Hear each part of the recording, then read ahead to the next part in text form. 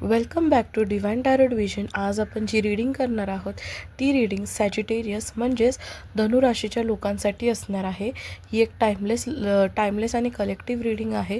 त्यामुळे तुम्ही जेव्हा पण ही रीडिंग तुमच्यापर्यंत पोचेल तेव्हा तुम्हाला या रीडिंगमधून काहीतरी गायडन्स नक्की भेटेल.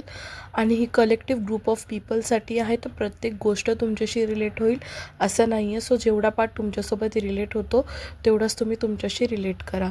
आणि आता आपण इथे तुम्ही आणि तुमच्या पार्टनरचं नाव तुम्हाला 3 टाईम मनातल्या मनात घ्यायचं आहे. आणि या एनर्जीसोबत कनेक्ट करण्यासाठी या व्हिडिओला लाईक करा, जेणेकरून तुमच्या एनर्जीज या थ्रूआउट द व्हिडिओ कनेक्ट राहतील आणि मी तुमच्या एनर्जीज चांगल्या पिक करू शकते.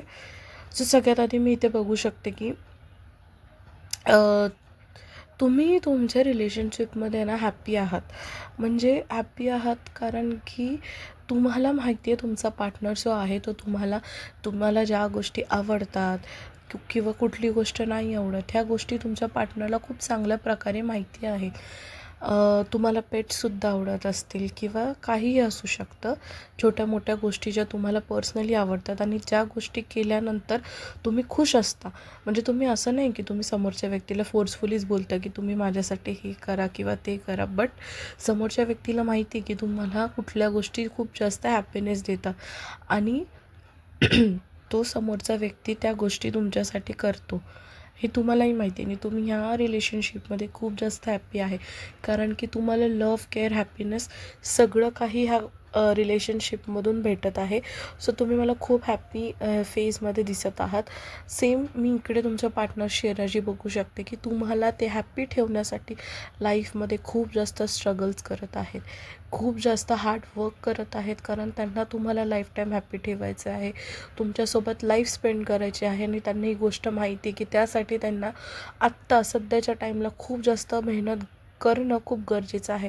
आता मेहनत केली तर ते तुम्हाला लास्टला तुम्हाला तुमची लाईफ बेटर करू शकतील जर त्यांनी आत्ता स्ट्रगल केले त्यांच्या लाईफमध्ये. तर त्यानंतर मी एक गोष्ट इथे बघू शकते की तुम्ही कधी तुमचा कंट्रोल जो आहे तो कंट्रोल तुमचा सुटतो.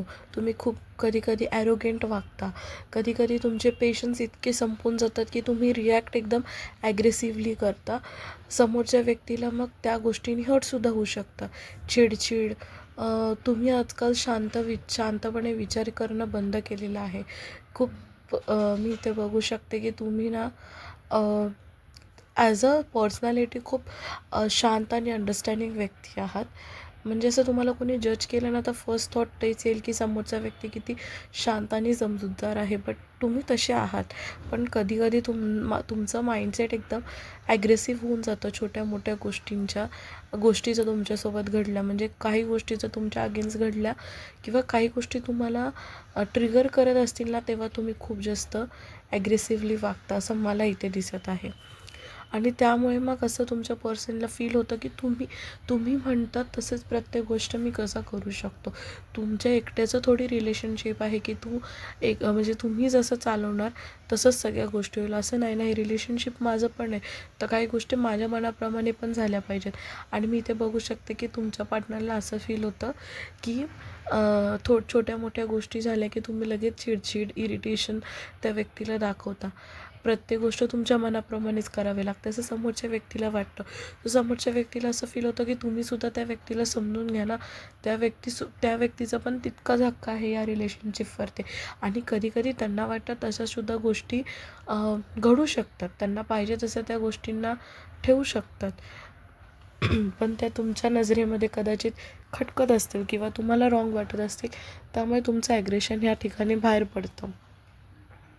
सो असं काही घडल्यानंतर तुम्हाला असं फील होतं की तुम्ही ना कुठेतरी चुकीच्या जागेवर येऊन अडकले आहे आणि तुम्हाला असं वाटतं की तुमच्या डोळ्यावरती ना प्रेमाची पट्टी बांधली आहे आणि तुम्हाला या गोष्टींमधून बाहेर जाता येत नाही किंवा पुढच्या काही गोष्टी होणार आहेत ना त्या तुम्हाला दिसत नाही आहेत. सो